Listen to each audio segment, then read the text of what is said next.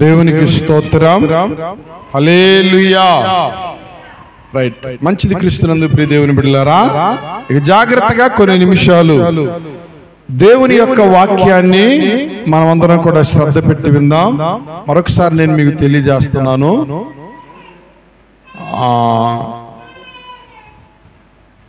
దేవుని మందిరంలోకి అడుగుపెట్టిన తర్వాత సాధ్యమైనంత మట్టుకి బయటికి వెళ్ళటానికి ప్రయత్నం ఎవ్వరూ చేయబాకండి. ఒకవేళ ఏదైనా ఇంపార్టెంట్ అయితే అది ఏదో కూడా మీకు తెలుసు, ఒక్క నిమిషమే అలా వెళ్ళి వెంటనే రావటానికి ప్రయత్నం చేయండి. రైట్, మంచిది. ఆదికాండము 42వ అధ్యాయము 22వ వచనాన్ని ఒకరు చదవండి. అది కూడా కాస్త బిగ్గరగా చదవటానికి ప్రయత్నం చేయండి. ఆదికాండము 42వ అధ్యాయం 22వ వచనం.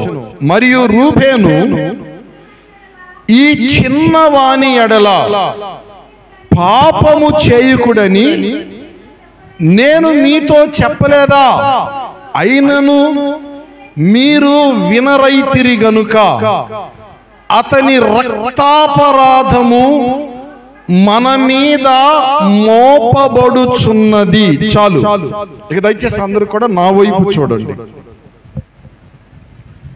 యాకోబుకు 12 మంది కుమారులు, 12 మందిలో ఒకానొక కుమారుడు యోసేపు. యాకోబు కుమారులందరూ కూడా ఏమండి ఒక రీతిగా ఉంటే యోసేపు మరొక రీతిగా ఉండేవాడు. తన అన్నల యొక్క సమాచారం అంతా కూడా తండ్రి దగ్గరకు తీసుకొని వచ్చి చెబుతా ఉండేటువంటి వాడు, యోగక్షేమాలు ఆలోచన చేసి. ఆయన గారికి ఏవో కలలు వచ్చేవి, వాటిని పంచుకుంటా ఉండేవాడు. వాటిని బట్టి అన్నలు ఈర్ష్యపడ్డారు. ఆ తరువాత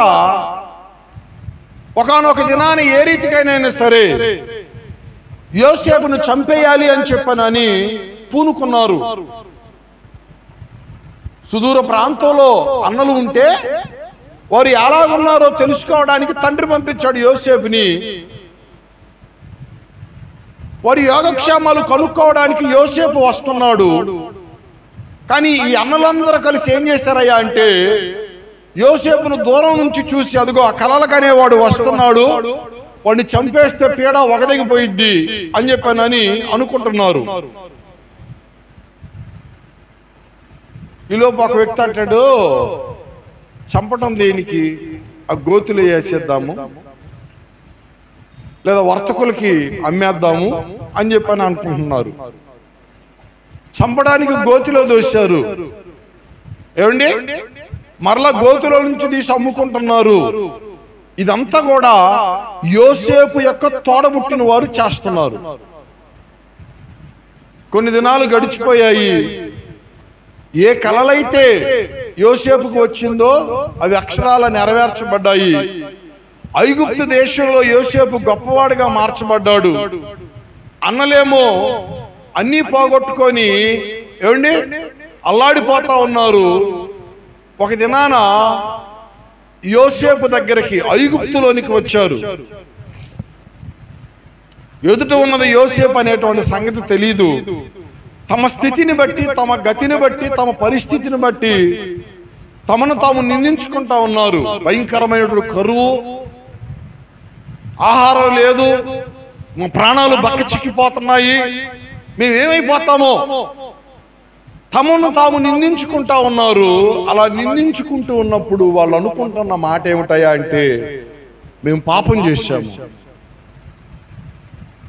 మేము పాపం చేశాము. ఒక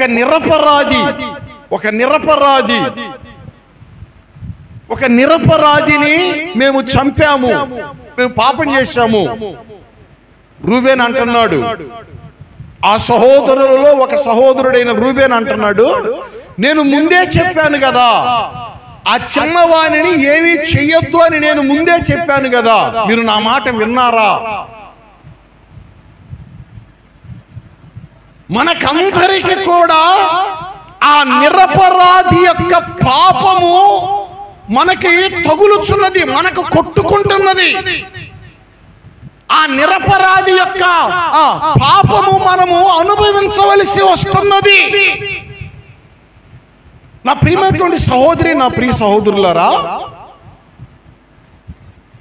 ఒక నిరపరాధిని చంపినట్లయితే ఆ నిరపరాధి యొక్క పాపము అనేటువంటిది ఎక్కడికి పోదు. ఏమండి, ఆ పాపమునకు తగినటువంటి ప్రతిఫలము అనేటువంటిది పాపమునకు ఒడిగట్టినటువంటి వారు పొందుకోక తప్పదు అని దేవుని వాక్యము తెలియజేస్తుంది. జాగ్రత్తగా వినాలి. మనం ఆదికాండంలో 4వ అధ్యాయాన్ని కనుక మనం గమనించినట్లయితే అక్కడ ఇద్దరు అన్నదమ్ములు కనబడతా ఉన్నారు. ఎవరు వాళ్ళు? కయ్యూను, హేబేలు. ఏమండి, వారి ఇరువురు కూడా అన్నదమ్ములే.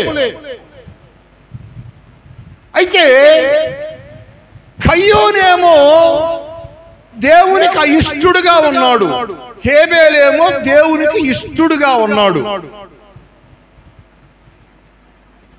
కయ్యూనేమో చెడ్డ పనులు చేసేవాడు, హేబేలేమో మంచి పనులు చేసేవాడు. ఏమండి, మంచి పనులు చేసేటువంటి వానిని చూచినప్పుడు చెడ్డ పనులు చేసేవాడికి ఏం కలిగిద్ది? ఈర్ష్య, అసూయ, ద్వేషం, కోపం. ఏమండి, అందుకని ఈ కయ్యూను ఏం చేశాడయ్యా అంటే హేబేలును చంపేశాడు. ఏమండి, వారు ఇరువురు ఒక పొలంలో ఉన్నారు, ఇరువురు కూడా ఒక పొలంలో ఉన్నారు. ఇప్పుడు కయ్యూను ఏం చేశాడు అంటే హేబేలును చంపేశాడు. చంపి కయ్యూను అనుకుంటున్న మాట ఏంటయ్యా అంటే, ఎవ్వరూ నన్ను చూడటం లేదు, నన్నెవ్వరు కూడా గమనించటం లేదు, నేను నా తమ్ముణ్ణి చంపినటువంటి సంగతి ఎవరికి కూడా తెలియదు అని చెప్పి అనుకుంటా ఉన్నాడు. ఈ రోజుల్లో మానవుడు కూడా అనుకునే మాట ఏంటయ్యా అంటే, నేను చేసినటువంటి ఈ పాపిష్టి పని ఎవ్వరూ చూడటం లేదు. ఏమండి, ఎవ్వరూ గమనించటం లేదు, ఎవ్వరు కూడా అబ్జర్వ్ చేయటం లేదు, ఎవ్వరు కూడా పసిగట్టడం లేదు అని చెప్పనని మానవుడు అనుకుంటున్నాడు. ఏమండి, ఇప్పుడు టెక్నాలజీ అట్ట లేదు కదా, ఏమండి ఇప్పుడు వాతావరణాలు అట్లా లేవు కదా, ప్రతి ఒక్కటి కూడా రికార్డులు అవుతా ఉంటాయి. మీరు ఒక షాపింగ్ మాల్కి వెళ్ళి అక్కడ ఎవరైనా దొంగతనాలు చేశారనుకోండి, ఆ షాపింగ్ మాల్లో సీసీ కెమెరాలు ఉంటే కనబడతా ఉంటాయి. ఒక నగల షాప్కి వెళ్ళి ఏమైనా దొంగతనం చేశారనుకోండి ఎవరైనా, అక్కడ కనబడతా ఉంటాయి. ఏమండి, కొంతమంది ఏమనుకుంటారయ్యా అంటే, మేము చాలా తెలివిగా, ఏమండి సీసీ కెమెరాలు కూడా లేని చోట మేము ఏ పనైనా చేస్తాము అని అనుకోవచ్చు. నేను చెప్పే మాట ఏంటయ్యా అంటే, ఈ లోకంలో ఏమండి ఒక మనుష్యుడు తెలివిని ఉపయోగించి ఒకవేళ తప్పించుకోవచ్చు. అర్థమవుతుందా? అతని పరపతను బట్టో, అతని డబ్బును బట్టో, అతని హోదాని బట్టో, అధికారాన్ని బట్టో, ఏమండి మంది మార్బలాన్ని బట్టో, మరి దేనిని బట్టో ఒక మనుష్యుడు తప్పించుకోవచ్చు. దేవుని కోర్టులో నుంచి ఏ మనుష్యుడైనా తప్పించుకొనగలడా? నేను చెప్తా. ఏమండి, దేవుని కోర్టులో నుంచి, దేవుని తీర్పులో నుంచి ఏ మనుష్యుడైనా తప్పించుకోగలడా?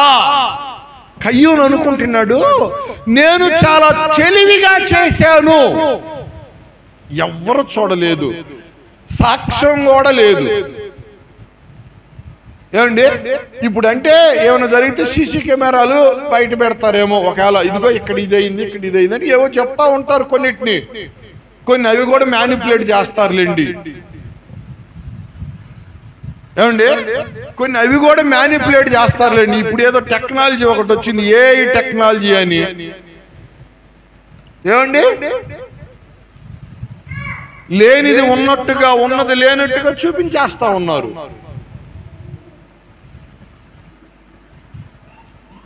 అప్పుడు ఆ టెక్నాలజీ ఏం లేదు కదా. ఏమండి దేవుడు కయ్యూనుతో మాట్లాడుతున్నాడు, నీ తమ్ముడైనటువంటి ఏబేలు ఎక్కడా అని చెప్పి. కయ్యూను అంటాడు, నా తమ్మునికి నేనేమన్నా కావలి వాడనా, నన్ను అడుగుతున్నావేంది నువ్వు? ఏమండి వాళ్ళతో వీళ్ళతో కాదు, డైరెక్ట్ గా చంపిన వాడితోనే దేవుడు మాట్లాడుతున్నాడు. ఏమండి ఆ నిరపరాధిని చంపినటువంటి వ్యక్తితోనే దేవుడు మాట్లాడుతున్నాడు. ఎక్కడా? సాక్ష్యం ఏంటో తెలుసా? ఏమండి సాక్ష్యం ఏంటో తెలుసా? నువ్వు చంపినటువంటి హేబేలు యొక్క రక్తము ఏమండి అది మొరపెడతా ఉన్నది, అది మాట్లాడుతా ఉన్నది, అది సాక్ష్యంగా నిలబడతా ఉన్నది. చదవండి ఆ మాటలో, ఆదికాండము 4వ అధ్యాయం 9వ వచనం. ఆదికాండము 4వ అధ్యాయము 9వ వచనం. యెహోవా నీ తమ్ముడైనటువంటి ఏబేలు ఎక్కడ ఉన్నాడని కయ్యూనును అడుగగా అతడు, నేను ఎరుగను, నా తమ్మునికి నేను కావలి వాడనా అనెను. అప్పుడు ఆయన, నీవు చేసిన పని ఏమిటి? నీ తమ్ముని రక్తము యొక్క స్వరము నేలలో నుండి నాకు మొరపెట్టుచున్నది అని అంటున్నాడు. ఏమిటి సాక్ష్యం ఎక్కడి నుంచి దేవుడు పుట్టిస్తున్నాడు? మీకు అర్థమైందా? సాక్ష్యాన్ని, జరిగినటువంటి నేరానికి సాక్ష్యాన్ని దేవుడు ఎక్కడ నుంచి పుట్టిస్తున్నాడు? ఏమండి నువ్వు ఏ తమ్ముని రక్తాన్నైతే చిందించావో ఆ రక్తము నేలలో ఇంకిపోయింది. ఇక ఈ నరమాత్రుడు ఎవరు కూడా కనిపెట్టలేరు అని చెప్పని అనుకుంటున్నావు. ఓ కయ్యూను, సాక్ష్యం ఎక్కడి నుంచి పలుకుతుందో తెలుసా? ఏమండి ఏ నేల అయితే, ఏ మట్టి అయితే ఆ రక్తాన్ని త్రాగిందో, ఆ రక్తాన్ని మృంగిందో, ఇప్పుడు ఆ రక్తమే ఏమండి ఏం చేస్తుందంట? మొరపెడతా ఉన్నది.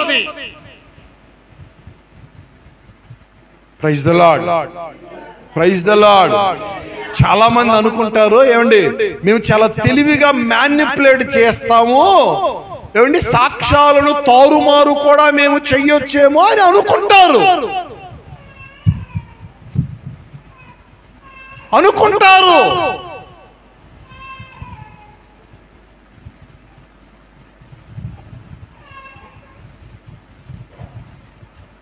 నేను మరొక అనుభవాన్ని కూడా నేను మీకు జ్ఞాపకం చేస్తాను. ఆ మాట కూడా మీరు చదవండి దేవుని బిడ్డలారా. కీర్తనల గ్రంథము 51వ అధ్యాయము 14వ వచనం. కీర్తనల గ్రంథము 51వ అధ్యాయము 14వ వచనం చదువమ్మా. దేవా, నా రక్షణకర్తయగు దేవా, రక్తాపరాధము నుంచి నన్ను విడిపింపుము. నా వైపు చూడండి. ఈ మాట చెబుతుంది ఎవరయ్యా అంటే దావీదు. ఏమండి ఈ మాట చెబుతుంది ఎవరయ్యా అంటే దావీదు. దావీదు ప్రార్థన చేస్తున్నాడు. ఏమని ప్రార్థన చేస్తున్నాడు? దేవా, రక్తాపరాధము నుంచి నన్ను విడిపించు. దావీదు ఒక భయంకరమైనటువంటి నేరం చేశాడు. ఏంటా నేరం? ఏంటా నేరం? ఏమండి పరాయి వాని యొక్క భార్యను తన కౌగిటిలోనికి చేర్చుకొని అంతటితో ఆగకుండా ఆమె యొక్క భర్తని చాలా తెలివిగా చంపేపించాడు.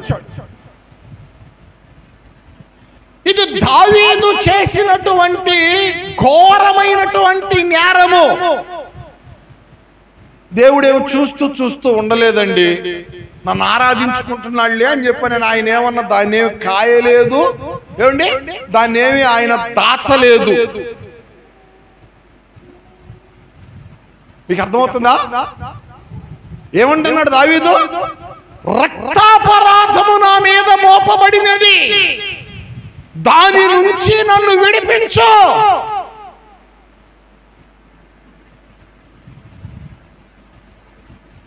ఆ బత్షేబా యొక్క భర్తని, ఏమండి బత్షేబా యొక్క భర్తని పరాయివాడి భార్యని కౌగిట్లోకి పిలిపించుకున్నాడు. ఏమండి అంతటితో ఆగకుండా ఒకానొక దినాన్ని ఏం జరిగిందయ్యా అంటే, ఆ బత్షేబా యొక్క భర్త వచ్చాడండి, యుద్ధంలో నుంచి వచ్చాడు. ఏంది వచ్చావు? నీ ఇంటికి పో, ఏమిటి నీ ఇంటికి పో, నువ్వు ఇంటి దగ్గర పండుకోబో, సేద తీరిపో అంటే, అయ్యా యుద్ధం జరుగుతుంది కదా, నేను ఇంటికి వెళ్ళి అలాగ సుఖపడగలను అని అంటున్నాడు ఊరియా. తెలివిగా ఒక ఉత్తరం ఒకటి రాపిచ్చాడు, ఊరియాని పంపిస్తున్నాను యుద్ధంలోనికి, ముందు పెట్టండి, యుద్ధంలో ముందు పెట్టండి అందరికంటే, ఒకవేళ ఏవైనా యుద్ధ బాణాలుగా ఏమైనా తగిలి అనుకోండి ఊరియానే పోతాడు, నిజాన్ని సమాధి చేద్దాం. ఏమండి నిజాన్ని సమాధి చేద్దాము అని చెప్పానని అనుకుంటా ఉన్నాడు. దేవునికి స్తోత్రం కలుగును గాక. నా వైపు ఒకసారి చూడండి. ఏమండి మనము రక్తాపరాధులము కాకూడదు. అమ్మ సహోదరులు నా వైపు చూడండి. మనము రక్తాపరాధులము కాకూడదు. అప్పుడు మీరు అనుకోవచ్చు, మేము ఎవరిని చంపామండి అని చెప్పానని. మీరు చంపారో లేదో ఈ ప్రసంగం అయిపోయిన తర్వాత ఏమండి మిమ్మల్ని బట్టి మీరు ఆలోచన చేసుకుంటారు, మీరు ఎవరిని చంపారు. నా వైపు చూడండి. దావీదు ఊరియాని చాలా తెలివిగా చంపాడు, చంపేపిచ్చాడు. చివరికి ఏమంటున్నాడు? ఏమండి ఆ పాపము దావీదుకు చుట్టుకున్నప్పుడు దావీదు ప్రార్థన చేస్తున్నాడు, అయ్యా రక్తాపరాధము నుంచి నన్ను విడిపించు అని చెప్పి. ఏ పాపమంట? ఏ పాపమంట? రక్తాపరాధము. బైబిల్ వాక్యం సెలవిస్తూ ఉంది, ఏమండి కత్తి చేత పట్టినటువంటి వాడు కత్తి వలననే నశించిపోతాడు.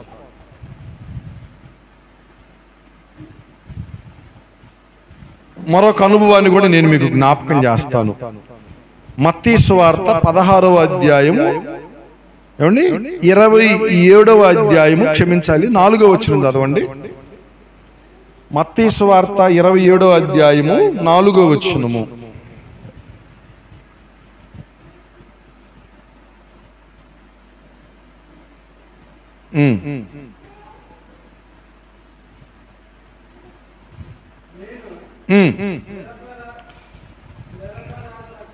నేను నిరపరాధ రక్తమును అప్పగించి పాపము చేసి తిని. ఈ మాట ఎవరయ్యా అంటుందంటే ఇస్కరియోతు యూదా. అండి యేసు ప్రభువుని ఎన్ని వెండి నాణేలకు అమ్ముకున్నాడు? చెప్పండి. ఎన్ని వెండి నాణేలకు అమ్ముకున్నాడు? 12. యేసు ప్రభువుని ఇస్కరియోతు యూదా ఎన్ని వెండి నాణేలకు అమ్మాడు?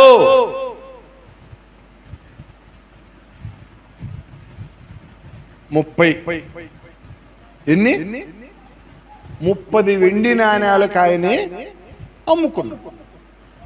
ఏమండి ఆయనకి అన్యాయపు తీర్పు తీర్చబడి ఆయనని ఏమండి సిలువ వేస్తా ఉన్నప్పుడు ఇస్కరియోతు యూదా వచ్చి ఆయన అంటాడు, నేను నిరపరాధ రక్తాన్ని నేను అప్పగించాను, పాపం చేశాను. సొమ్ముకు ఆశపడ్డాడు, ప్రభువునే అమ్ముకున్నాడు. ఏమండి ఆయనని కలువరి సిలువలో ఘోరంగా ఆయనని చంపివేస్తే ఆ తర్వాత ఇస్కరియోతు యూదా అంటాడు, నేను పాపం చేశాను. ఏమండి, బైబిల్ చరిత్ర చెబుతుంది, ఇస్కరియోతు యోధ తనకివ్వబడినటువంటి డబ్బులను దేవాలయంలో పడవేశాడంట. వెళ్ళి ఉరి పెట్టుకున్నాడంట. ఉరి పెట్టుకొని ఏమండి నడిమికి బ్రద్దలైపోయి చచ్చిపోయాడంట. నడిమికి బ్రద్దలైపోయి చరిత్రలో భయంకరమైనటువంటి ఆ చావు. నడిమికి బ్రద్దలైపోయాడు. అతని శరీరం నడిమికి బ్రద్దలైపోయిందండి. ఉరి పెట్టుకుంటే బ్రద్దలెట్టయ్యాడా అని అడుగుతారా? ఏమండి, ఆ ఉరి పెట్టుకున్నప్పుడు ఏమండి ఆ ఉరి పెట్టుకొని ఏమండి ఆ వెయిట్ భరించలేక అతని ప్రాణం పోయిన తర్వాత అది తెగిపోయి అది ఏమైందంటే ఆ క్రింద కొనుపైనటువంటి రాయి తగిలి శరీరం బ్రద్దలైపోయింది.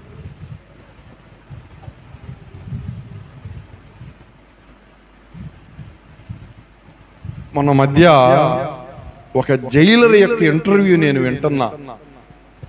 ఉరి తీసేటప్పుడు ఏం చేస్తారని చెప్పానని ఆయన గారు చెప్తున్నారు, ఉరి తీయబోయే ముందుగానే మేము ప్రిపేర్ అవుతాము. అతని బరువెంతో దానిని లెక్కగట్టి, అతను ఎంత పొడవున్నాడో లెక్కగట్టి ఉరి కొమ్మాన్ని సిద్ధం చేసి అంత బరువు ఉన్నటువంటి మూటని మేము కట్టి వేలాడదీస్తాం. ఆ బరువు తట్టుకోవాలి కదా, ఆ త్రాడు. అంత ఎత్తున మేము దాన్ని చూస్తాము. అతను ఎంత ఎత్తున్నాడో, కింద కాళ్ళు తగలకూడదు కదా, పైకి లేచి నిలబడి ఉండాలి కదా ఉరి తీసినప్పుడు. ఈ ప్రిపరేషన్ మాకుండిద్ది, లేకపోతే ఉరి ఫెయిల్ అయిపోయిద్ది అని అంటున్నాను.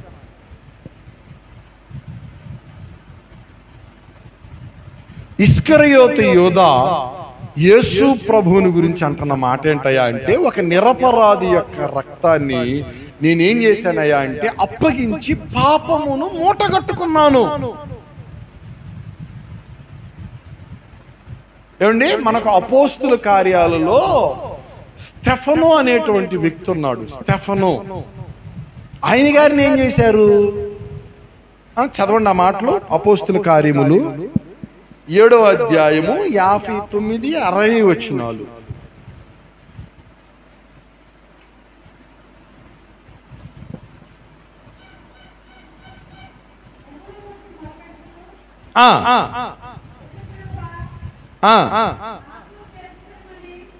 యేసు ప్రభువా నా ఆత్మను చేర్చుకొనుమని స్టెఫను పలుకుచుండగా ఏం చేశారు? వారు అతనిని రాళ్లతో కొట్టారు. ఆనాడు ప్రజలంట ఏమండి స్టెఫను సువార్త ప్రకటిస్తా ఉంటుంటే దానిని నచ్చనటువంటి వారు ఏం చేశారయ్యా అంటే స్టెఫనును రాళ్లతో కొట్టి చంపుతున్నారంట. యేసు ప్రభు ముందే చెప్పాడండి. ఏం చెప్పాడయ్యా అంటే పచ్చి మ్రానుకే వారు ఇలాగును చేయుచున్నారు. ఎలాగును చేస్తున్నారు? యేసు ప్రభువును దేనికి సిలువ వేశారు? యేసు ప్రభువును దేనికి చంపివేశారు? ఏమండి, ఆయన ఏమన్నా వ్యభిచారం చేశాడా? ఆయన ఏమన్నా నరహత్య చేశాడా? ఆయన ఏమన్నా బ్యాంకులు లూటీ చేశాడా? వాళ్ళు బ్రహ్మాండంగా తప్పించబడుతున్నారు. లక్షలు కోట్లు ఏమండి దొంగిలించిన దొంగలను దేశాలు దాటిస్తున్నారు నేటి ప్రముఖులు.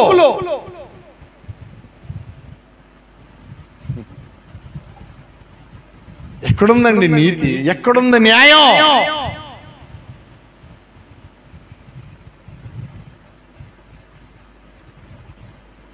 ప్రభు ముందుగానే చెప్పారు, పచ్చి మ్రానుకే వారు ఇలాగును చేస్తున్నారు అని చెప్పారు. లోకంలో మీకు శ్రమ కలిగింది, లోకము మిమ్ములను ప్రేమించదు. ఈరోజున క్రైస్తవ్యం ఏమండి బహుశ్రమలకు గురవుతా ఉన్నది. కొంతమంది మరి వాళ్ళని మూర్ఖులనాలో, దుర్మార్గులనాలో, ఏమండి మానవ మృగాలు అని చెప్పిన అనాలో, ఒకరిని చంపాం, ఇంకా చంపాల్సిన వాళ్ళు చాలా మంది ఉన్నారు అని అంటున్నారు.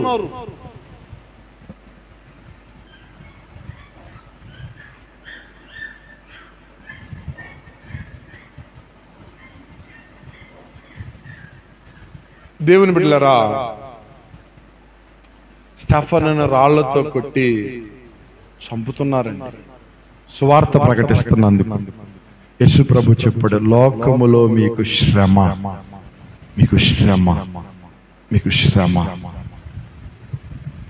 అండి, లోకము తన వారిని స్నేహించింది, మిమ్మల్ని స్నేహించదు, మిమ్మల్ని ప్రేమించదు, మిమ్మల్ని హక్కును చేర్చుకోదు.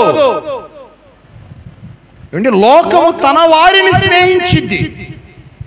అందుకే మీరు చూస్తున్నారు నేటి దినాల్లో ప్రార్థనకు పోయే వారిని చూసి అసహించుకుంటున్నారు. నువ్వు అసహించుకోవాల్సింది ఎవరిని? సారాయి తాగేవాడిని అసహించుకోవాలి, బ్రాందీ తాగేవాడిని అసహించుకోవాలి, వ్యభిచారం చేసేవాడిని అసహించుకోవాలి, ఏమండి డబ్బు కొరకు గబ్బు పనులు చేసే వాళ్ళని అసహించుకోవాలి. నువ్వు ఎవరిని అసహించుకుంటున్నావు? నీతిమంతులను.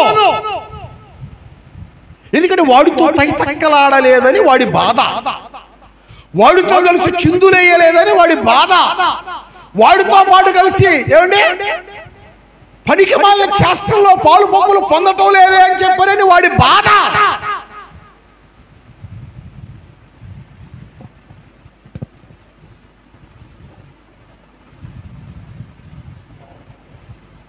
స్టెఫను రాళ్లతో కొట్టారు. ఏమండి, స్టెఫన్ ఏమని ప్రార్థన చేశాడు? చెప్పండి చెప్పండి చెప్పండి. స్టెఫన్ ఏమని ప్రార్థన చేశాడు? తర్వాత వచ్చిన చదవండి. వారు మోకాళ్ళుని, ప్రభువా వారి మీద ఈ పాపము మోపకు అన్నాడు. ఎంత బాగుందండి ఈ మాట. అతన్ని చంపుతుంటే అతను అంటున్నాడు, అయ్యా ఈ దోషం, ఈ పాపం వాళ్ళ మీద మోపబాకు అని అంటున్నాడు. యేసు ప్రభువుని సిలువలో చంపుతున్నప్పుడు ఆయన ఏమని ప్రార్థన చేశాడు? వీరేమి చేయుచున్నారో వీరు ఎరగెర్రగనక వీరిని క్షమించు అన్నాడు. ఏమండి, యోసేపును గుంటలో గోతిలో తోసి ఏమండి చచ్చిపోయాడని చెప్పని అనుకున్నటువంటి వారు తీసుకొని ఏమండి అమ్ముకున్నటువంటి వారిని గురించి యోసేపు ఏమన్నాడు? మీరేం దుఃఖపడబాకండి, మా తమ్ముడికి ఇలా చేసామని మీరేం అనుకోబాకండి. ఏమండి,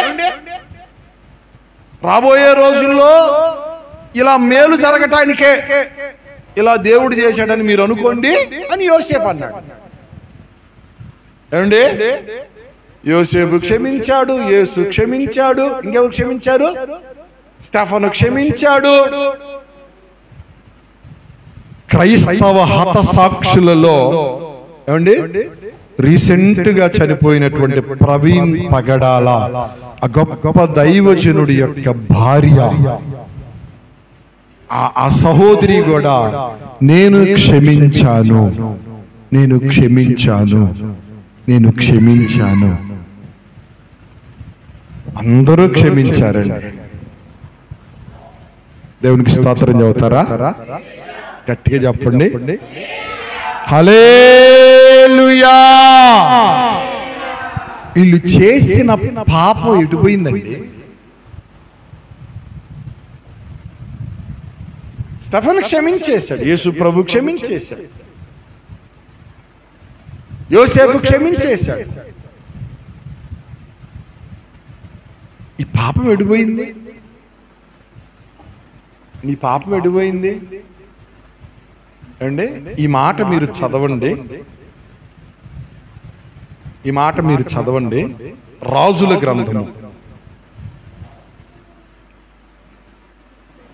రాజులు రాసినటువంటి ఐ థింక్ 2వ రాజుల గ్రంథము రాజుల 2వ గ్రంథము 24వ అధ్యాయం 3-4 వచనాలు. 2వ రాజుల గ్రంథము 24వ అధ్యాయం 3-4 వచనాలు.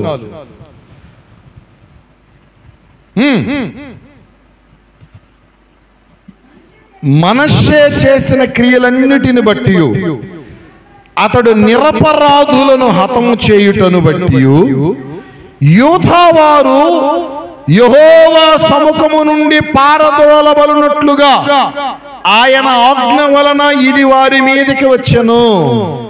అతడు నిరపరాధుల రక్తముతో యెరూషలేమును నింపినందున అది క్షమించుటకు యెహోవాకు మనస్సు లేకపోయెను. అండి, మనష్షే అనేటువంటి ఒక వ్యక్తి ఉన్నాడు, ఒక రాజు ఉన్నాడండి. ఆయన గారి పరిపాలనలో విపరీతంగా నిరపరాధులను చంపేస్తున్నాడంట. ఏమండి, ఏ పాపము లేనటువంటి వారిని అన్యాయంగా చంపేస్తున్నారు.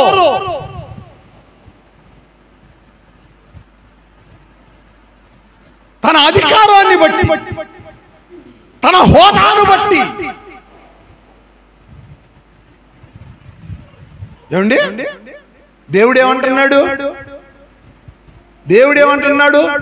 అతడు చేసినటువంటి పాపమును బట్టి ఏమండి దానిని క్షమించుటకు, మనష్షే చేసినటువంటి అఘోరమైనటువంటి దుష్క్రియలు, నిరపరాధులను చంపడము,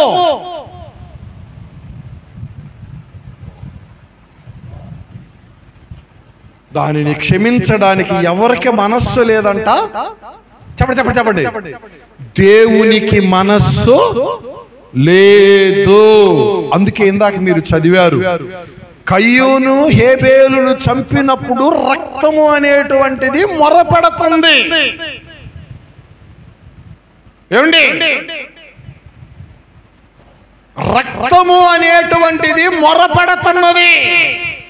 అందుకే కీర్తనల గ్రంథంలో ఒక మంచి మాట అంటాడు, చదవండి ఆ మాట. కీర్తనల గ్రంథము 9వ అధ్యాయం 12వ వచనం. కీర్తనల గ్రంథము 12వ అధ్యాయము 9వ వచనం. క్షమించాలి, 9వ అధ్యాయం 12వ వచనం. 9వ అధ్యాయం 12వ వచనం. ఆయన రక్తాపరాధమును గూర్చి విచారణ చేయునప్పుడు బాధపరచబడినటువంటి వారిని జ్ఞాపకము చేసుకుంటాడు. అండి, రక్తాపరాధమును గురించి ఆయన విచారణ చేయబోతున్నారు. విచారణ.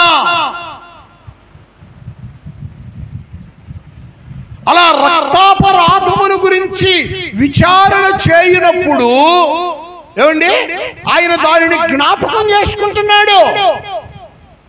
ఈనాడు చాలా మంది ఏమండి క్రీస్తు కొరకు హత సాక్షులుగా మార్చబడుతున్నారు. అంటే ఒక వాళ్ళనే జ్ఞాపకం చేసుకుంటాడా? దేశంలో చాలా హత్యలు జరుగుతున్నాయండి. కూటి కోసం హత్యే, కోటి కోసం హత్యే, ఏమండి పిల్ల కోసం హత్యే, పొలం కోసం హత్యే. ఈ రక్తాపరాధాన్ని దేవుడు ఏమన్నా విడిచిపెడతాడా, మర్చిపోతాడా? ఆయన రక్తాపరాధాన్ని గురించి విచారణ చేయునప్పుడు ఏం చేస్తాడంట? విచారణ చేయునప్పుడు. అందుకే యేసు ప్రభువును నమ్ముకొని ఏమండి మనం ప్రారంభ దినాలలో యేసు ప్రభు ఏ రీతిగా అయితే ఆయన హతసాక్షిగా ఆయన్ని చంపివేశారో అదే రీతిగా ఏమండి ప్రథమ అపోస్తులుగా పిలువబడినటువంటి ఆది అపోస్తులు కూడా అనేక రీతులుగా హింసించబడి చంపబడ్డారు. మనకు బాగా తెలుసు యేసుక్రీస్తు శిష్యులందరూ కూడా హతసాక్షులుగా మార్చబడ్డారు. ఇందాకేదో ఒక పాట పాడారు, హతసాక్షులలో నేను చేరడం కోసం రాళ్లతో కొట్టబడినా కానీ నాకు ఇష్టమైన ఒక పాట పాడారు. ఏం పాట అది? మీరే పాడింది. ఆ చరణం పాడు. అది కాదు, అది పల్లవి. ఓకే, చరణం. ఇందాకేదో హతసాక్షులలో చేర్చబడటం కోసం రాళ్లతో కొట్టబడటానికైనా మేము సిద్ధమే.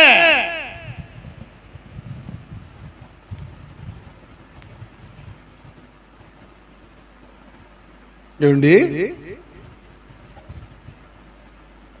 ఆనాడు అపోస్తులు అనేక రీతులుగా ఏమండి క్రీస్తుని నమ్మినటువంటి దానికి ప్రకటిస్తున్నటువంటి దానికి ఏం చేయటానికంట? ప్రకటిస్తున్నటువంటి దానికి నిర్దాక్షిణ్యంగా చంపేశారండి. యేసుప్రభు కూడా అడిగారు, నన్ను మీరు కొట్టాలి అని అనుకుంటున్నారు, నేనేం తప్పు చేస్తే మీరు కొట్టాలనుకుంటున్నారు? సమాజానికి బుద్ధి లేదండి. ఏమండి, రిమెంబర్, సమాజానికి బుద్ధి లేదు. మంచి మాటలు చెబితే కొడతారా? ఏమండి, సువార్త ప్రకటిస్తే చంపుతారా?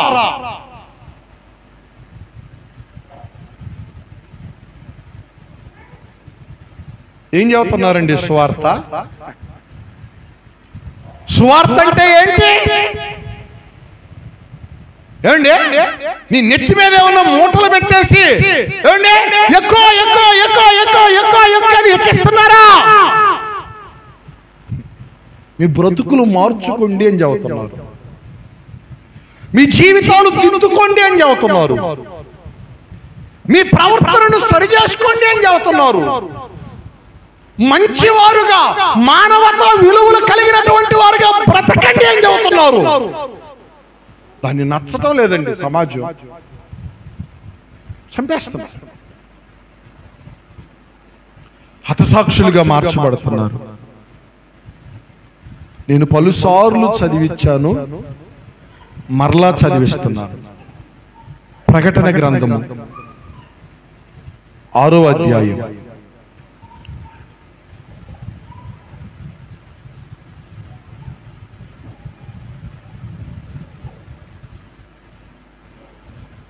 ప్రకటన గ్రంథము 6వ అధ్యాయం 11వ వచనం.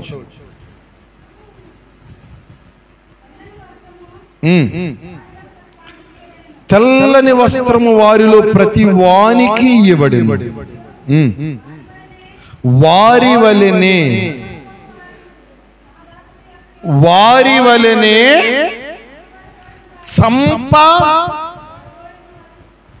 సరిగా చదువు ఆ పదాన్ని, చంపబడబోవు వారు. ఏమండి నా వైపు చూడండి.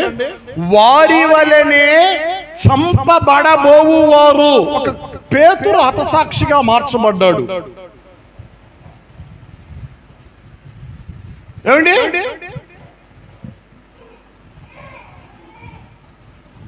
ఒక మార్కు, ఒక లూకా, యేసుక్రీస్తు శిష్యులు హతసాక్షులుగా మార్చబడ్డారు. ఒక పౌలు హతసాక్షిగా మార్చబడ్డారు. అండి, ఒక ప్రవీణ్ పగడాల గారు హతసాక్షిగా మార్చబడ్డారు. నేను పలుసార్లు చెప్పాను, హతసాక్షులైనటువంటి వారు దేవుని బలిపీఠము కింద ఏమండి వారి ఆత్మలు ఉంచబడతా ఉన్నాయి. ఆయన ఏం చేస్తున్నారు? వాళ్ళు ఏమంటున్నారు? నాథా సత్యస్వరూపి, ఎందాక పరిశుద్ధుడా, ఎందాక మా రక్తము నిమిత్తము భూనివాసులకు తీర్పు తీర్చక ఇంకా మీరు ఆలస్యం చేస్తారు?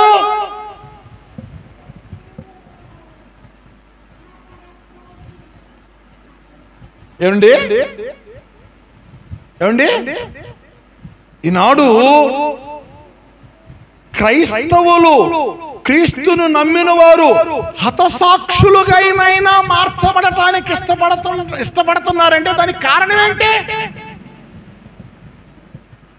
నా మాట అర్థమవుతుందా? అందరిలాగా ఊరేగటం చేతకాకనా? అంటే అందరిలాగా ఊరేగటం చేతకాకనా?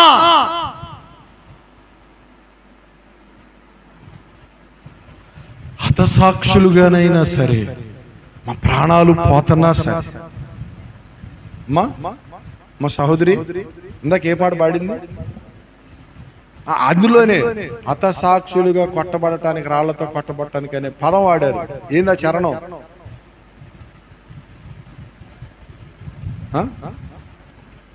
ప్రైజ్ ద లార్డ్, హల్లెలూయా. అది ఉంటే తీసిపెట్టు.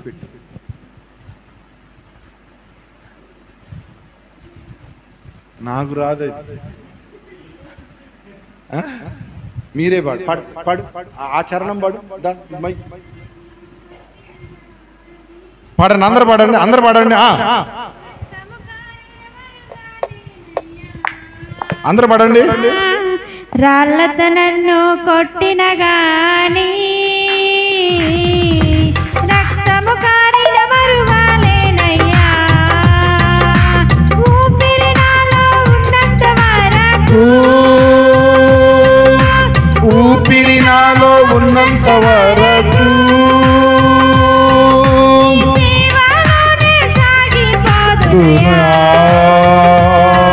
నీ సేవలోనే సాగిపోదునయా. నేను కూడా ఉన్నానయ్యా, నన్ను వాడుకో యేసయ్యా. నేను కూడా ఉన్నానయ్యా, నన్ను వాడుకో యేసయ్యా. మరలా పడతావా దాన్ని? నన్ను కొట్టిన గాని రక్తము కారిన మరువాలేనయ్యా, రాళ్లతో నన్ను కొట్టిన గాని రక్తము కారిన మరువాలేనయ్యా, ఊపిరి నాలో ఉన్నంత వరకు. పాడాలి, పాడాలి. ఊపిరి నాలో ఉన్నంత వరకు నీ సేవలోనే సాగిపోదునయ్యా, నీ సేవలోనే సాగిపోదునయ్యా. నేను కూడా ఉన్నానయ్యా, నన్ను వాడుకో యేసయ్యా. నేను కూడా ఉన్నానయ్యా, నన్ను వాడుకో యేసయ్యా. దేవునికి స్తోత్రం, హల్లెలూయా. ఏమండి, పరిశుద్ధుల ఆ ఆత్మలు బలిపీఠం కింద కనబడి వాళ్ళు అంటున్నారు, ఎందాక మా రక్తము నిమిత్తము భూనివాసులకు తీర్పు తీర్చక ఉందో అని అంటుంటే ఆయన ఏమంటున్నాడు? నీవలే చంపబడబోవు సహదాసుల లెక్క, సహోదరుల లెక్క ఇంకా ఉన్నది, అది పూర్తవ్వాలి. మీకు అర్థమైందండి? అంటే దాని అర్థం ఏంటి? ఏమండి, ఈ మతాల పేరట మారణ హోమాన్ని సృష్టించేటువంటి ఈ మానవ మృగాలు సేవకులను చంపబోతారు, అండి విశ్వాసులను కూడా చంపబోతారు. మణిపూర్లో ఏం జరిగిందో మనకు తెలుసు కదా.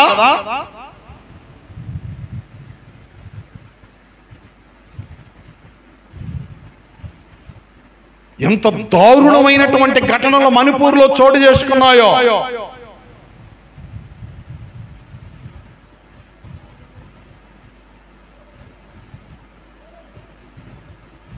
ఆ లెక్క పూర్తయ్యే వరకు అండి గొప్ప దైవజనుడు ఆ రీతిగా మరణించినప్పుడు చాలా మంది అనుకున్నారు అదొక ధన్యత.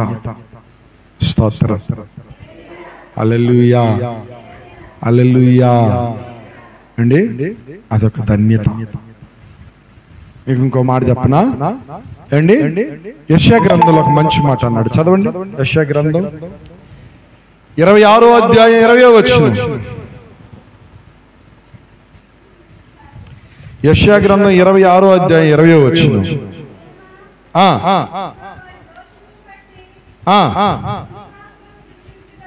వారి దోషమును బట్టి భూనివాసులను శిక్షించుటకు యెహోవా తన నివాసములో నుంచి భూమి తన మీద చంపబడిన వారిని ఇకను కప్పకుండా తాను త్రాగిన రక్తమును బయలుపరచును. ఏమండి, ఈ భూమి మీద ఎంత రక్తం అయితే చిందించబడిందో భూమి తెచ్చి అప్పగిస్తుందంట. ఇదిగయ్యా, ఇదిగయ్యా, ఇదిగయ్యా.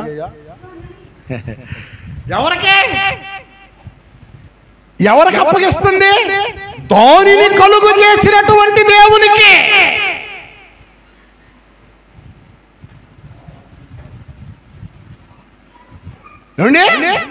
భూదేవి కాదు, భూమిని కలుగు చేసిన దేవునికి భూమి వచ్చి అప్పగిస్తుందంట. ఇదిగో ఈ రీతిగా రక్తం ఒలికించబడిందని చెప్పారు. స్తోత్రం చెబుతారా? హల్లెలూయా, హల్లెలూయా అండి. నిరపరాధుని యొక్క రక్తం అది మహాఘోరం ఏమండి, అది మహాపాపం. దేవునికి స్తోత్రం, హల్లెలూయా. అది మహాపాపం. ఇప్పుడు నా వైపు చూడండి.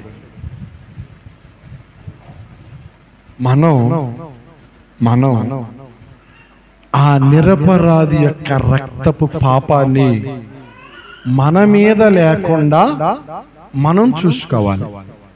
నా వైపు చూడండి. యేసుక్రీస్తుకి తీర్పు తీర్చేటప్పుడు పిలాతు ఏమన్నాడు? తన చేతులను కడిగి వేసుకొని ఈ రక్తం, ఈ పాపం నాకు అంటుకోకూడదు అన్నాడు. అప్పుడు వాళ్ళు ఏం కోరుకున్నారు? ఆ పాపం మా మీద, మా పిల్లల మీద ఉండాలి అని వాళ్ళు కోరుకున్నారు. ఏమండి, ఇప్పుడు ప్రభు మీతో ఏం మాట్లాడుతున్నాడయ్యా అంటే, ఆ నిరపరాధ రక్తపు పాపము మీ మీద ఉండకూడదు. అప్పుడు మీరు అనుకోవచ్చు, మేము ఎవరిని చంపలేదు కదండి అని చెప్పానని. ఇందాక ప్రారంభంలో చెప్పాను, మీరు చంపారో లేదో ఇప్పుడు మీరు చెప్పాలి. యేసుక్రీస్తునే కానివ్వండి, నిరపరాధులనే కానివ్వండి, మనం చంపుతున్నామా లేదా అని చెప్పానని. హెబ్రీయులకు రాసిన పత్రికలో ఒక మాట అన్నాడు, చదవండి ఆ మాటలు. 12వ అధ్యాయం 24వ వచనం. హెబ్రీయులకు రాసిన పత్రిక 12వ అధ్యాయం 24వ వచనం.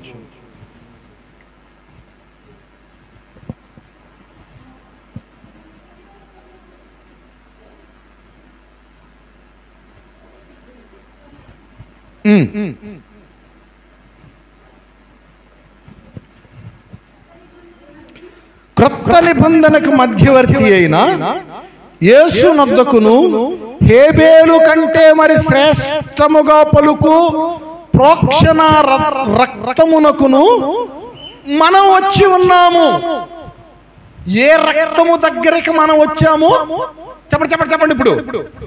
ఏ రక్తము దగ్గరికి? క్రొత్త నిబంధనకు మధ్యవర్తి, హేబేలు కంటే శ్రేష్టమైన రక్తము. ఏమండి, ప్రోక్షణ రక్తము పలుకుచున్న మాట. ఆ రక్తము దగ్గరికి మనం వచ్చాము. ఆ రక్తాన్ని మనం ఆశ్రయిస్తున్నాము. ఆ రక్తముతో మనము కడగబడుతున్నాము. ఆ రక్తాన్ని మనము త్రాగుతున్నాము.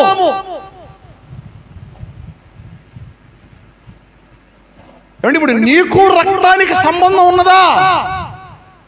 ఏమండి, ఆ రక్తాన్ని నువ్వు త్రాగుతున్నావు. తమ్ముడా, నువ్వు బలలో చేసేటప్పుడు త్రాగుతుంది ఆ రక్తమే.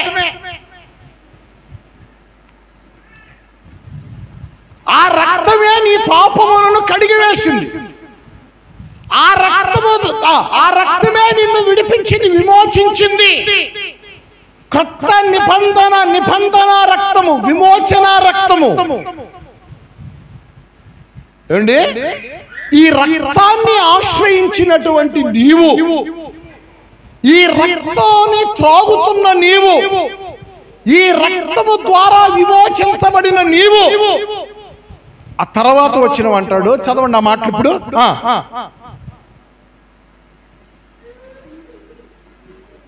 మీరు వచ్చి ఉన్నారు, మీకు బుద్ధి చెప్పుచున్న వానిని నిరాకరింపకుండునట్లు చూచుకొనుడి.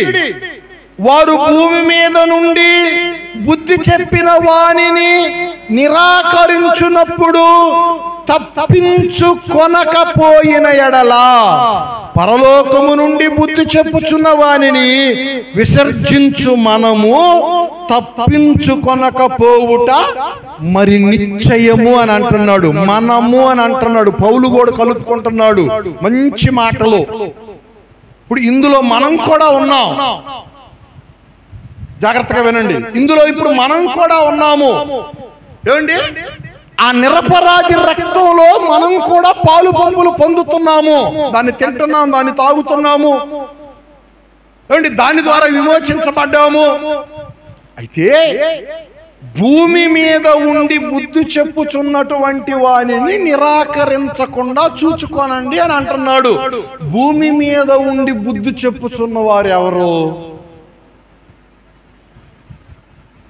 ఏమండి, దీనిని మోషేకు పోలుస్తూ ఆనాడు సీనాయి పర్వతం మీద మోషే వెళ్ళి ఆ ఇశ్రాయేలీల జనాంగం కోసం ఏమండి 40 పగళ్ళు 40 రాత్రులు ఉపవాసం ఉండి, ఏమండి 40 రోజులు ఉపవాసం ఉండి ఆ కొండెక్కిపోయి చస్తే నువ్వే చావంటే మీరెందుకు చావాలి, నేనే చేస్తానని చెప్పేసారని ఆ కొండెక్కిపోయి దేవునితో మాట్లాడి దేవుని ఆజ్ఞలను శాసనాలను తీసుకొని దేవుని ప్రజల దగ్గరకు వస్తే ఈ గుంపుకేమో మాకు శాసనాలొద్దు, ఆసనాలొద్దు, ఏమీ వద్దు, మా ఇష్టానుసారంగానే మేము బ్రతకాలి. ఏమండి, ఈ రోజుల్లో మనుషులకి దేవుడు ఎలా ఉంటే నచ్చుతాడయ్యా అంటే, ఏమండి, మనిషి చెప్పినట్టుగా దేవుడు వినాలి. మీకు అర్థమవుతుందా? మనిషి చెప్పినట్టుగా దేవుడు వింటే మనిషికి దేవుడు నచ్చుతాడు. దేవుడు చెప్పినట్టు మనిషి కాదు వినాల్సింది. మారిపోయిందంతా. ఇప్పుడు మనుషులే దేవుణ్ణి పుట్టిస్తున్నారు, దేవుణ్ణి నిర్మిస్తున్నారు, దేవుళ్ళను తయారు చేస్తున్నారు. దేవుళ్ళని ఏమండి, మనుషులే.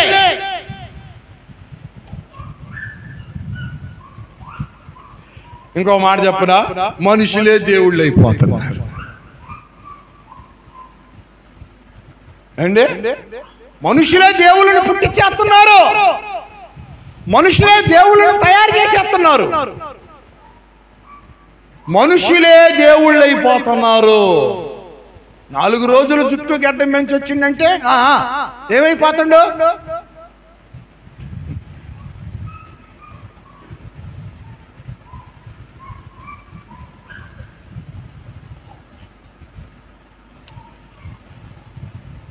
ఏమండి, ఆ మోషే మాటలను వాళ్ళు ఏం చేశారయ్యా అంటే నిరాకరించారండి, త్రోసివేసి. ప్రియ సంగమా, దేవుని మాటలను నీవు కూడా నిరాకరించినట్లయితే జాగ్రత్తగా రండి. ఏమండి, ఇప్పుడు ఇక్కడ భూమి మీద ఉండి బుద్ధి చెప్పేటువంటి వారు ఎవరు? అమ్మా, ఎవరు బుద్ధి చెబుతారు? సేవకుడే కదా, దైవజనుడే కదా. ఏమండి, అంటే దైవజనుడు బుద్ధి చెప్పేటువంటి హక్కు లేదా? వాక్యంతో ఖండిస్తాడు, వాక్యంతో గద్దిస్తాడు, వాక్యంతో హెచ్చరిస్తాడు.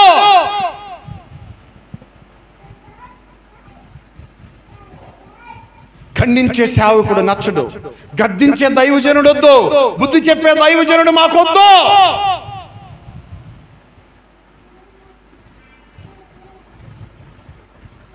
మీరు ఎలాగన్నా ఉండండి, మీకు ఆశీర్వాదాలు వస్తాయని చెప్పానంటే నచ్చుతారా? ఎలా వస్తాయి ఆశీర్వాదాలు? ఏమండి? మీరు ఎలాగన్నా బ్రతకండి, ఏమండి? దేవుని కృప మీ మీద కుమ్మరించబడిద్దంటే నచ్చిద్దా? ఎలా వచ్చింది?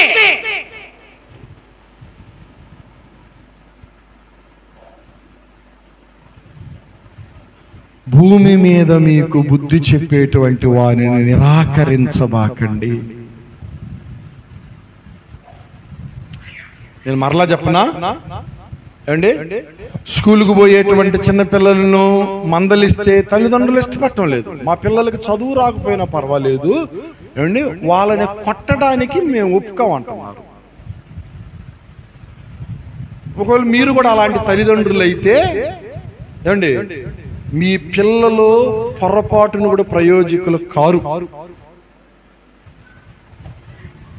పాఠాలు చెప్పేటువంటి మాస్టారు వాడు తప్పు చేసినప్పుడు కొట్టకపోతే వాడికి బుద్ధి ఎలా వచ్చింది? బెత్తమ వాడనే తండ్రి కుమారునికి విరోధి. ఏమండి? బెత్తమ వాడకపోతే వాడు విరోధి. గత పోయిన వారంలో వాడిని నేను కొట్టాను. మీరు విన్నది నిజం. కొట్టాను, బుక్కబెట్టి గట్టికి కొట్టా.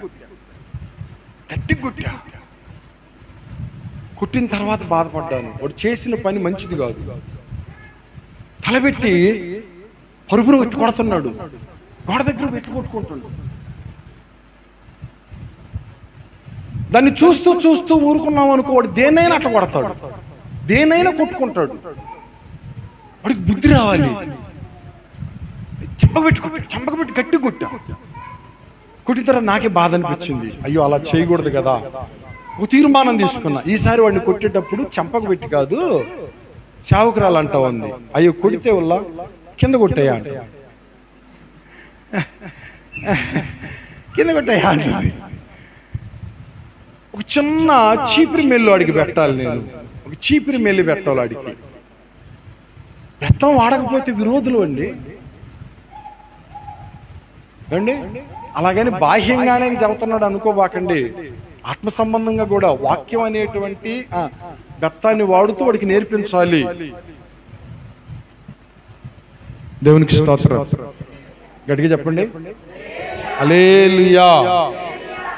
ఆ నిబంధన రక్తం దగ్గరికి మనం వచ్చిన తర్వాత ఏమండి, దానిని మనం ఏం చేయకూడదంట? నిరాకరించకూడదు. ఒకవేళ మనం నిరాకరించినట్లయితే ఏమండి, ఆ రక్తాపరాధము మన మీద మోపబడిద్ది. హెబ్రీయులకు రాసిన పత్రిక 10వ అధ్యాయం 29వ వచనంలో అదే మాట అంటాడు. చదవండి. 10వ అధ్యాయం 29వ వచనం. ఇట్లుండగా దేవుని కుమారుని పాదములతో త్రొక్కి తాను పరిశుద్ధపరచబడుటకు సాధనమైన నిబంధన రక్తమును అపవిత్రమైనదిగా ఎంచి కృపకు మూలముగా ఆత్మను తిరస్కరించిన వాడు ఎంత ఎక్కువైన దండనకు పాత్రుడుగా ఎంచబడునని మీకేమనిపిస్తుంది? మీకేం తోస్తుంది అని అంటున్నాను. నీకు ఆయన రక్తం గురించి తెలుసు, దాని విలువ గురించి నీకు తెలియాలి, తెలుసు. ఏమండి, దానిని నువ్వు తృణీకరించినట్లయితే, తోలనాడినట్లయితే, దానిని నువ్వు నిరాకరించినట్లయితే ఎంత దండనొచ్చిందని అంటున్నాడండి. ఎంత దండనొచ్చింది అంటున్నాడండి. ఏమండి, ఈ నిరపరాధ రక్తములో ఏమండి మనము నిర్దోషులముగా కనపడాలి, దోషులంగా కనపడకూడదు. దేవునికి స్తోత్రం చెప్పండి.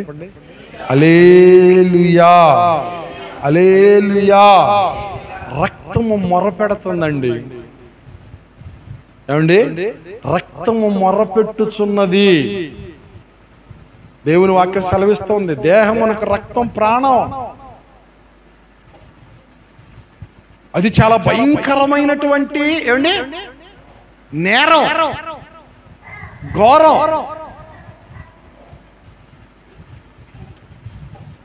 అది నేలలో కార్చినప్పటికీ అది మొరపెడతా ఉన్నది. హేబేలు రక్తము మొరపెట్టలేదా? యేసుక్రీస్తు యొక్క రక్తము ఎదురు చూడటం లేదా? హతసాక్షుల యొక్క రక్తము పలకటం లేదా? అండి, మనము నిర్దోషులంగా కనబడాలి, మనము నిరపరాధులముగా కనబడాలి. దేవునికి స్తోత్రం కలుగును గాక. హల్లెలూయా. అండి, క్రీస్తు కొరకు ఏమండి దేనికైనా సరే, దేనికైనా అంటే ఏమండి కొంతమంది లోకస్తులకు తెలియదు, ప్రాణం పెట్టడానికైనా సరే ఏమండి మనము సంసిద్ధులు మగుదుముగాక. ఏమండి, క్రీస్తు కొరకు మనము హతసాక్షులుగా మార్చబడటానికైనా సరే సంసిద్ధులు మగుదుముగాక. ఈ మాట ఏదో గొప్ప కోసం నేను చెప్పటంలా, రేపు నా అంతగా అట్లుండిద్దో నాకు తెలియదు, దేవునికే తెలుసు. పరిచర్య ప్రారంభ దినాల్లో కొంతమంది మన మీదకి వచ్చారు, నిన్ను చంపుతామన్నారు. నేనేమన్నానో తెలుసా వాళ్ళతో? మీరు చంపితే నేను చావడానికి వచ్చాను అండి. అన్నిటినీ విడిచిపెట్టి దేనికి వచ్చా? అప్పుడే నిర్ణయం తీసేసుకున్నాం, నాగిటి మీద చెయ్యి పెట్టి వెనక తట్టు చూడకూడదని. నా దేవుని ప్రియులారా, ప్రభువా, హతసాక్షుల సమూహాన్ని బట్టి నీకు స్తోత్రం నాయన. నా కడశ్వాస వరకు ప్రభువా నేను నిరపరాధిగా నీ ఎదుట కనబడుటకు సహాయము దయచేయండి నాయన. రక్తాపరాధం అనేటువంటిది నా మీద మోపబడకుండా మా తండ్రి, ఆ రక్తపు నిబంధనలో నేను నిలిచి ఉండినట్లుగా నన్ను నిలబడండి అయ్యా అని చెప్పాను. కళ్ళు మూసుకుని ప్రార్థన చేయండి, కళ్ళు మూసుకుని ప్రార్థన చేయండి, కళ్ళు మూసుకుని ప్రార్థన చేయండి. ప్రార్థన చేయండి. దయచేసి గమనించండి, చెప్పబడినటువంటి వాక్యం కొరకు మీలో ఆత్మ ప్రేరేపణ కలిగి ఉన్నారు ఒక్కరు మీరు ప్రార్థన చేయండి. ఎవరైనా సరే ఒక్కరు ప్రార్థన చేయండి.